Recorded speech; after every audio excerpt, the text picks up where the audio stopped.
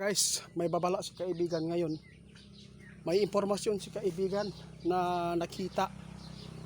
Masamang sign po ito. Patungkol po ito sa nangyaring lindol noong Lunes, no? Lunes, Petsa 8 ng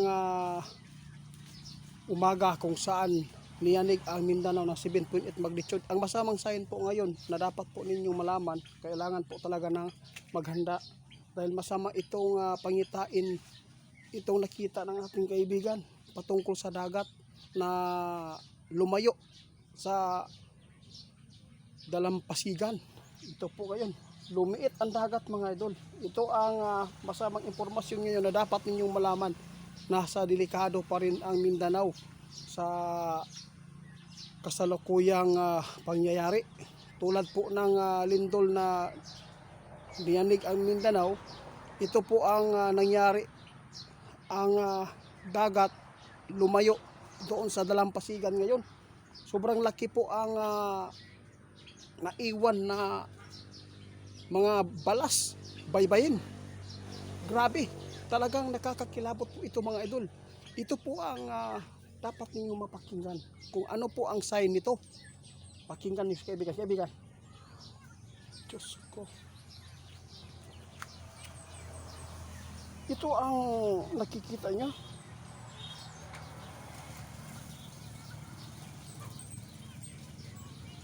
Patay na. Guys, maghanda kayo ha.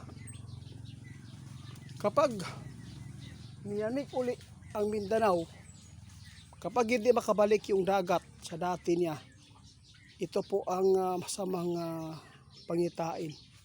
Parang kinakabahan po ako sa sinasabi ng ating kaibigan na mayroon pong malaking butas sa ilalim ng bundok, pagkahinigop. Kapag nagkakaroon naman po ng malakas na lindol, ito po ang palatandaan na tsunami. Ito ngayon ang nakakabahala ngayon na impormasyon na sign na nakikita ng ating kaibigan na pumasok sa kanilang kaharian. Kailangan daw maghanda. Kung lugar mo man po ngayon, ang Sarangani, na kung saan ito ang dagat ay lumayo doon sa kinaroroonan noong hindi pa niyanig na 7.8 magnitude, pwede pong umalis muna kayo doon, sabi ng ating kaibigan, dahil masama talaga ang pangitain po na yan. Kapag magkaroon po ng malakas pa na lindol, posible ang balik yan tsunami na.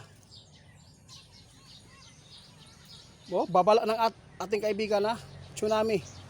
Kung hindi makabalik yung dagat na yan ngayong taon na to, sa 2027, kailangan po ninyong lumikas na. Grabe naman to kaibigan. Ito po talaga ang ibig sabihin nun. Bihira lang po ito nangyari kaibigan. Grabe, lumiit ang dagat mga idol. Talagang lumayo po talaga siya doon sa dati niyang purma.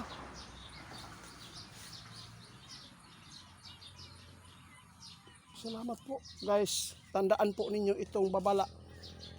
Taga Mindanao, kailangan po makinig kayo. Yung nangyari doon na lumayo ang dagat, kapag hindi daw yan makabalik sa taong ito, masama na yan sa susunod. Pagbalik niyan, sobrang laki na ng tubig dyan. Grabe, ang bait mo kaibigan. Mga idol, before ako magpapatuloy, paki-report pala kay Ghost Hunter 88 Fans 2.0.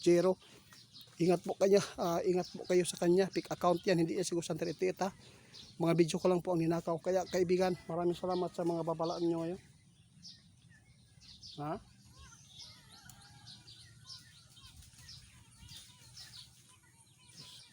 Dabigwan naman siguro ito kaibigan kung mangyari yan.